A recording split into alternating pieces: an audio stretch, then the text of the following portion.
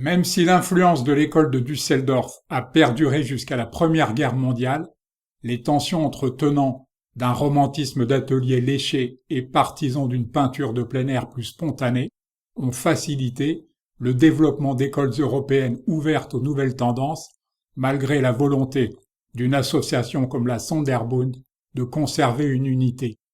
Ainsi, l'un des plus importants mécènes allemands n'hésita-t-il pas à rendre visite à Cézanne en Provence peu avant son décès, alors que les braises de la guerre franco-prussienne continuaient de couver sous la cendre. Orphelin à l'âge de 4 ans, cet artiste dresdois fut élevé par son grand-père, peintre sur porcelaine à la Manufacture royale de Saxe.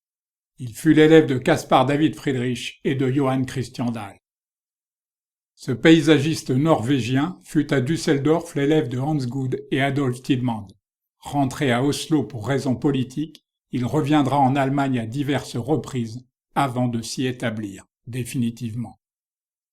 Ce peintre et illustrateur suédois fut également l'élève de Gude à Düsseldorf, mais aussi celui de Thomas Couture à Paris. Son goût pour le symbolisme l'amena à favoriser l'illustration de sagas nordiques.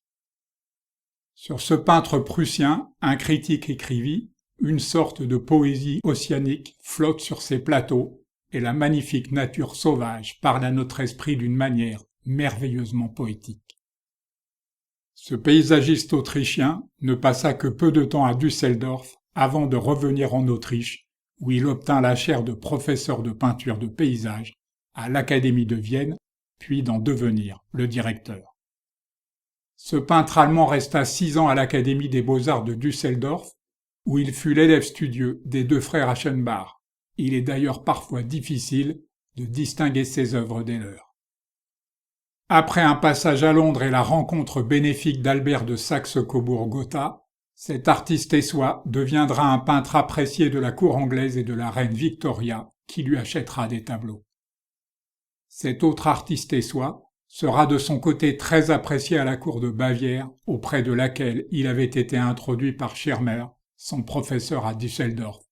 Ses paysages bavarois sont spectaculaires.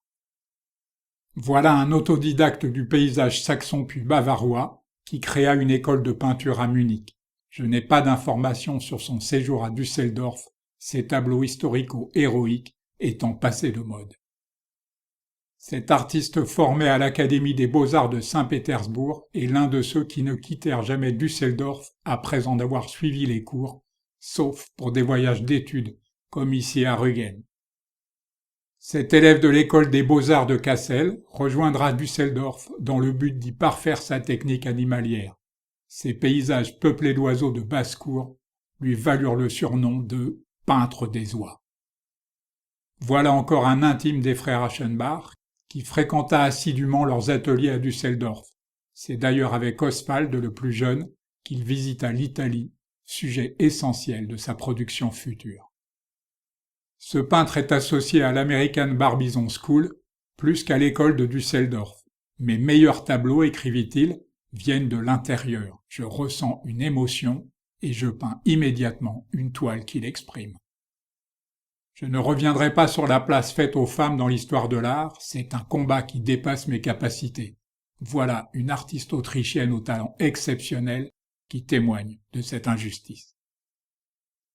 Ce petit maître norvégien fut à Karlsruhe l'élève de Hans Gude avant de rejoindre Düsseldorf, à laquelle sa peinture reste associée. Ces jeunes pseudo-paysannes, en costume régional dans des paysages fantaisistes, sont toujours très populaires. Parmi les écoles, ayant involontairement profité du déclin de Düsseldorf, on trouve La Haye, que nous verrons sous peu. Y a enseigné Anton Mauve, dont le talent a été éclipsé par le génie de son cousin, un certain Vincent van Gogh, qui pourtant le vénérait.